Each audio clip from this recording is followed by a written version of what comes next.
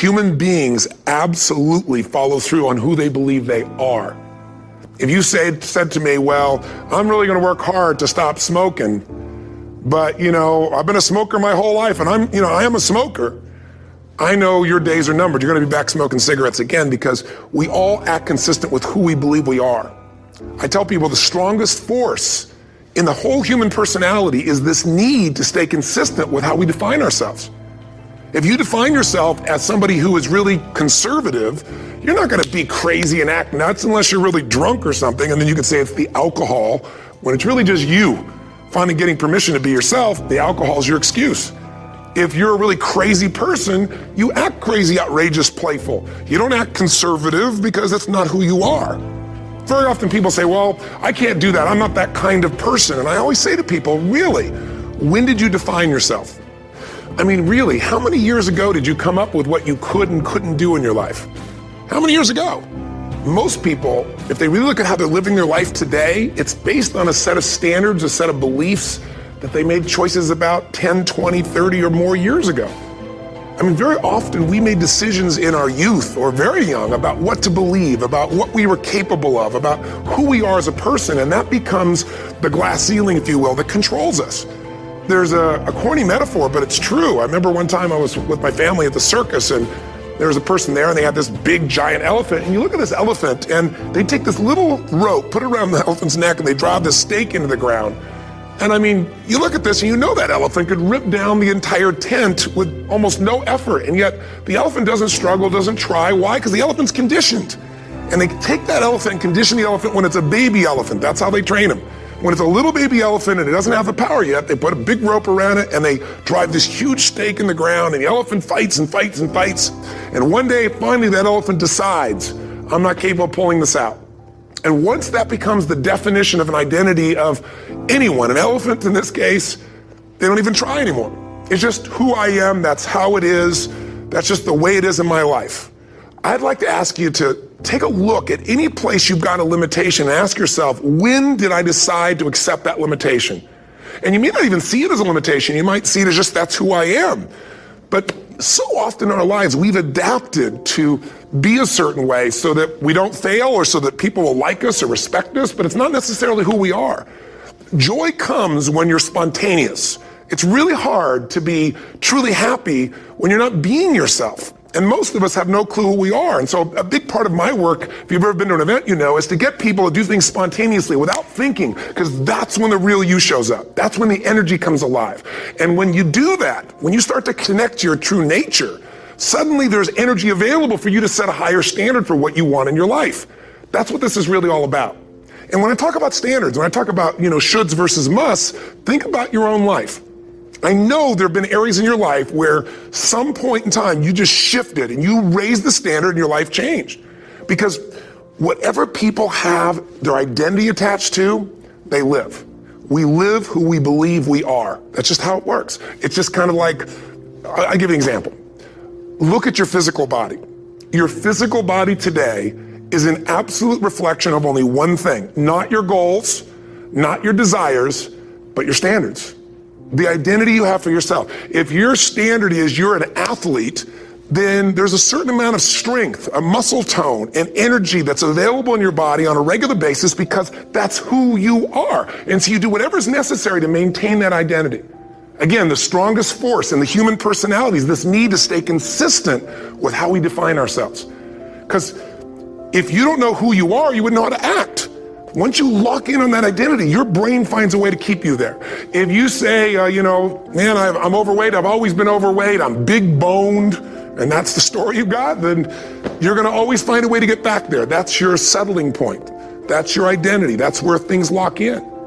If you see somebody who's in really great shape, you ask them, do you work out? You know the answer. Yes, how often? And they'll tell you 3 times, 4 times, 5 times a week, whatever. In a seminar, I'll ask people, who here works out at least 5 days a week? And I'm stand up. And you look around that room and you know that they work out 5 times a week because you can see their body. You don't just get a result without some kind of action, without some form of ritual. Ritual meaning actions you do consistently. Now, do you think those people that are out there working out 5 days a week, do they have more time than you do? Or I have, or anybody else? Of course not. Is their life less busy? Of course not. It's just a must for them. They must work out that way, and they've made that turn and their life changed. So I'm not saying you have to work out 5 days a week. I'm just saying whatever you really want, wants don't get met consistently. Standards do. Whatever you identify, this is who I am. And so it's not so much about changing your identity as there's expanding it. Deciding that, instead of your goals to lose 10 pounds, which is not compelling, what if your vision was to get back to my fighting weight? This year, this month, this next 90 days, I'm going to transform my body. I'm going to take on a new challenge. I'm going to find some technique or strategy. There's a million of them that can reframe myself where I want to feel younger, stronger, more vibrant than ever before. Here's my reasons. Because I want the energy to really make my life work. Because it's tough out there and I want to be stronger than I've ever been before. I want to go in front of the mirror and if I'm naked, not, want to laugh. I want to look there and take a good look and go, yeah, I'm proud of whatever I see there.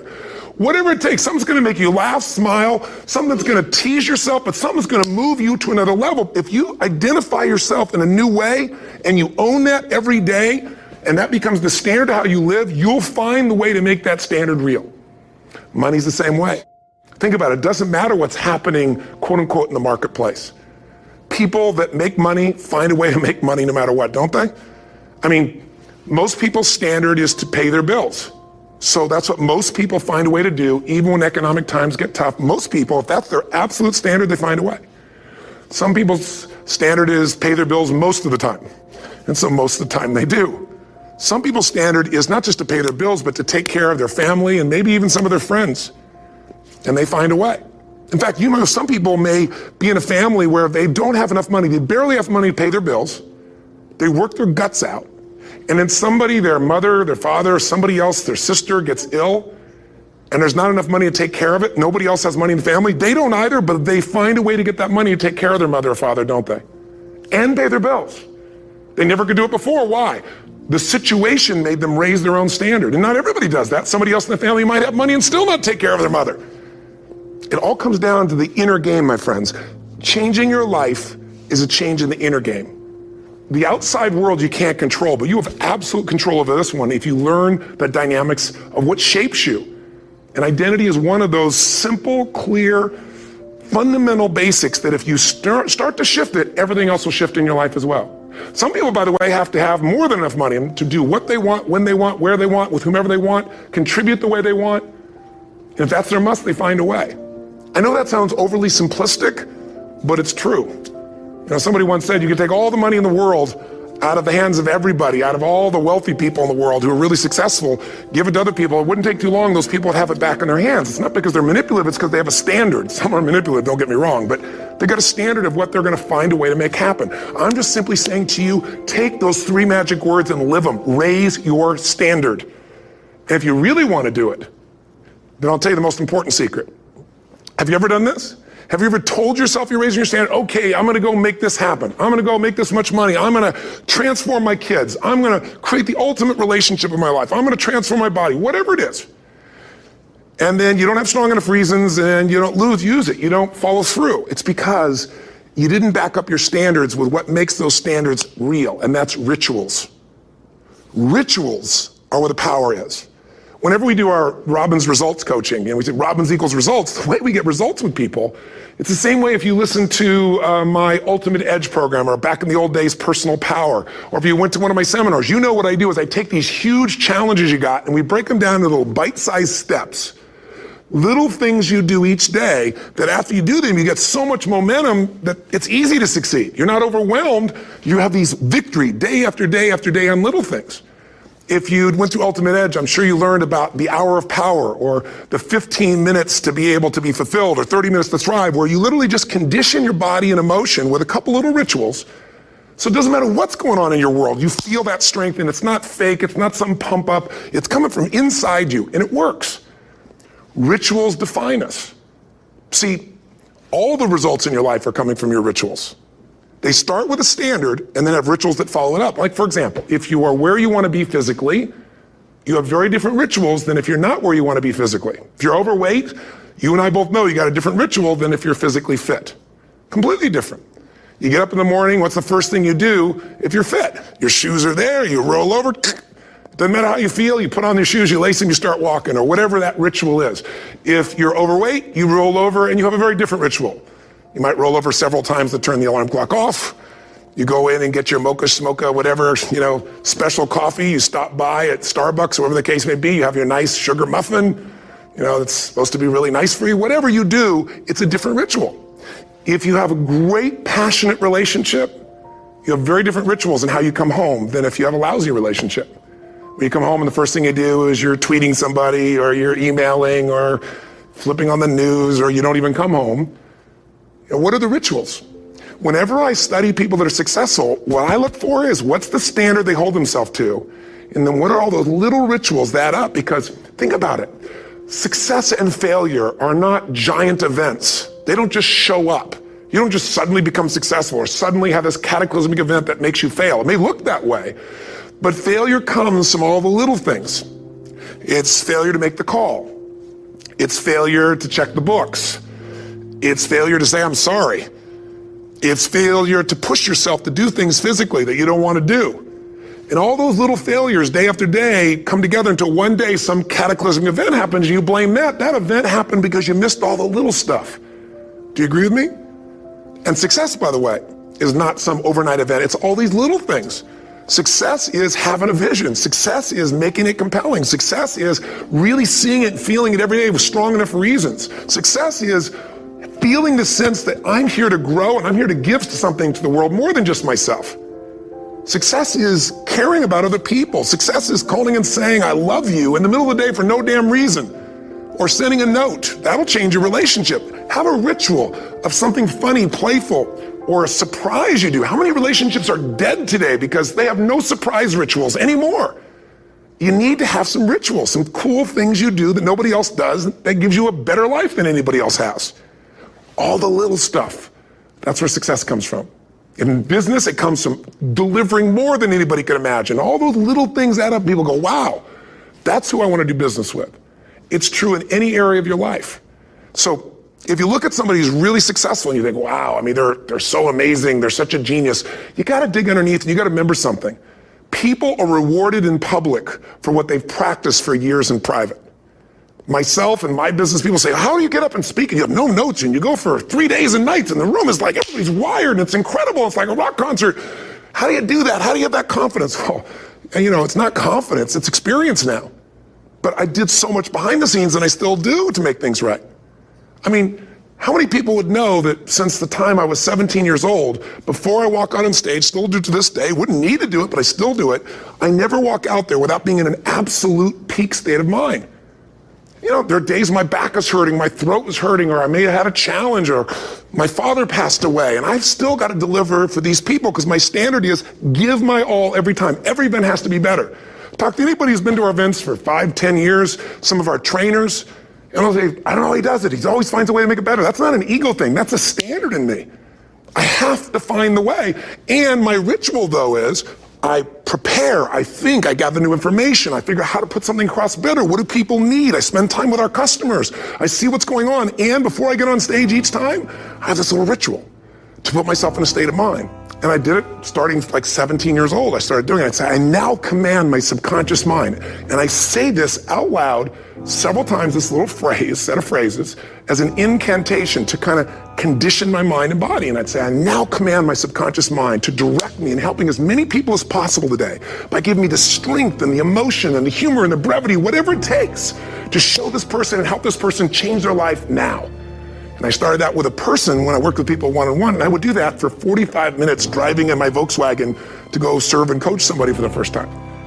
Now I don't say that person, I say these people, and I can go out in a room of 10,000 people and deliver for 50 hours, and I do it every time I come back on stage. It's a ritual to go into peak state. Peak states don't just show up, they don't interrupt you. Great ideas don't interrupt you, you gotta pursue them. I talked to Michael Jordan, I'll never forget, at the peak of his career, and got to watch his final game, saw him backstage and spent some time with him, and it was a pretty exciting time. He was the greatest basketball player I think that ever lived and has ever lived. And I asked him, I said, what sets you apart, Michael? What is it? And is it God-given talent, ability, skill? What is it? And he said, Tony, he said, I can shoot you straight, it's not, me trying to act humble. He goes, I have a lot of talent, a lot of God-given talent, a lot of skill. I've worked really hard. But he said, really, it's my standards. He said, every day I demand more from myself than anybody else could humanly expect. I'm not competing with somebody else. I'm competing with what I'm capable of. Magic formula. Because most of us lower our standards. Why? Because who you spend time with, my friends, is who you become. One of the biggest reasons I started going to seminars when I was like 17 is I had nobody around me as a great role model. I could read about somebody, but being around people, being in that environment was very different. Finding a way to go to work with someone who lived that standard of life was very different. You get around people with low standards and you compete with it.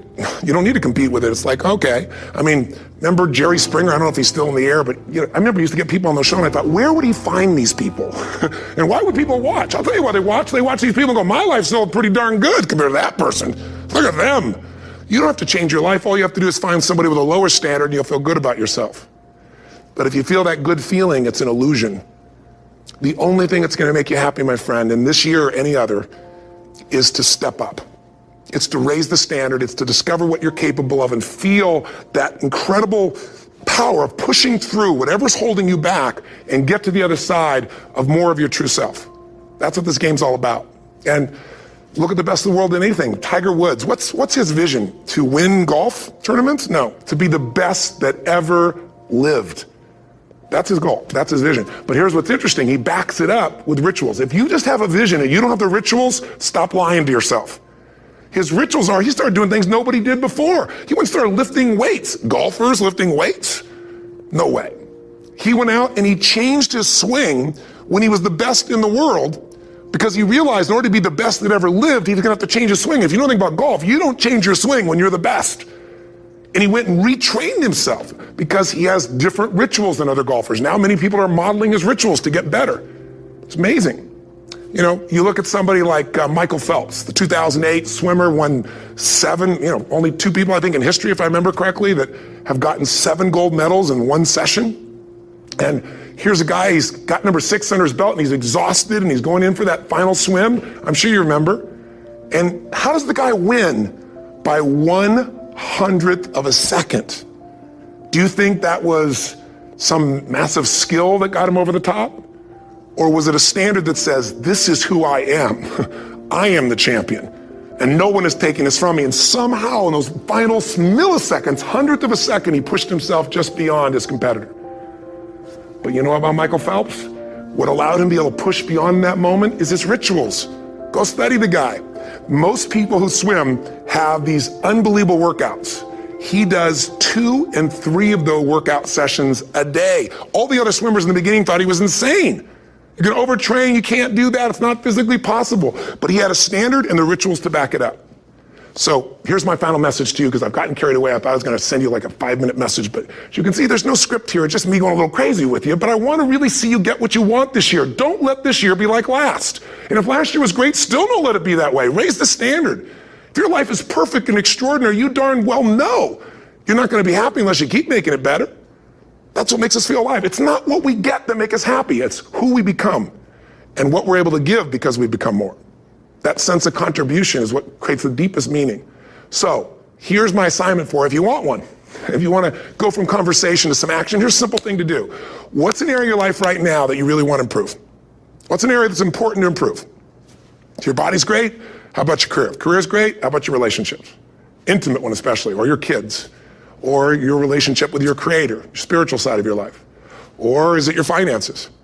Figure an area that really matters. Decide on that area. Number 1, write down what your life is like in that area right now as specifically as possible. So you might say, well, I'm 13.5 pounds overweight, whatever the weight is, whatever the situation is, or my body fat's like this, or I wake up exhausted in the morning, and you write the truth of where you are right now. So you're real clear. Or I'm not in a relationship. I say I want a relationship, but I'm not in one, and I don't seem to find them. All the good ones seem to be gone is my belief. And I really do want one, but I don't have it. Whatever your definition. Or I'm in a relationship, and God, I wish I wasn't in a relationship. I'm planning my escape. Wherever you are. Or I have a wonderful relationship. We love each other, but there just isn't enough passion. Just write the truth of where you are. The area you want to change, but write how it is. And then the second step is, this is where you got to be really honest with yourself. What are the rituals that have put me there? Because whatever results you're getting, even if you don't like the results, there's some rituals that are keeping you in that place. There's some rituals of what you eat or don't eat, how you move or don't move, how you sleep or don't sleep. There's some rituals in the lack of variety or spice or energy or focus in an area. There's something you're doing, and it's usually not one thing, it's a bunch of little things that you kind of do consistently whenever you think about getting in a relationship, whenever you think about working out, whenever you think about money. You get yourself in a state of overwhelm. You start thinking about all the things you can't control. Just write down all the rituals you have, and then here's the third step. What do you want? What's your vision? And be really specific. I want to be my fighting weight. I want to be the strongest I've ever felt. I'm going to turn whatever it is, be specific. And then, last step number 4, what are the rituals that'll get you there? What would you need to do differently each morning if you're going to be that kind of energy, that kind of strength? How often would you work out? What days would you work out? What time? A ritual is something you do consistently, usually at a specific time, so it becomes automatic. Let me tell you something. Willpower doesn't last, but rituals can last a lifetime. I bet you have some rituals in your life right now you've been doing for years, even though some of them don't serve you. I'm just saying, wake yourself up. If you want a new year and a new life, you don't need to start on January 1st. Start today. Start with this little video. And just begin to see what happens and see how easy it is to just do a few little rituals. Don't do them all, just do 2 or 3 new things. And you know what happens? You'll get momentum.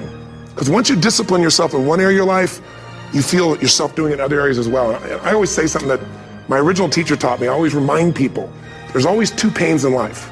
There's the pain of discipline, or there's the pain of regret. And discipline weighs ounces, as my friend Jim Rohn taught me. Regret weighs tons. You don't want to have regret. So right now, what do you want to change? What's it really like? What are the rituals that got you there? That'll take a little homework. If you're not sure, ask the people around you. They'll tell you what your rituals are. What do I really want in depth? What are the rituals that'll get me there? And then get yourself to start a few of those actions and lock them in place. If I can help you in any way, we're here as a company to support you. Come have an event with us. Come to Unleash the Power Within or Mastery University, or get a coach. You can get a free coaching session if you call our company and click on something on this. Will probably have something on it, or get a product, or don't do anything with us, but do something with somebody, starting with you.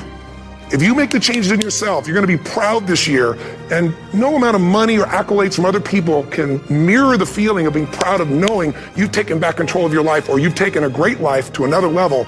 Because once you do that, you have something you can give other people, whether it be your kids or your friends or your family, and ultimately that's what life's about.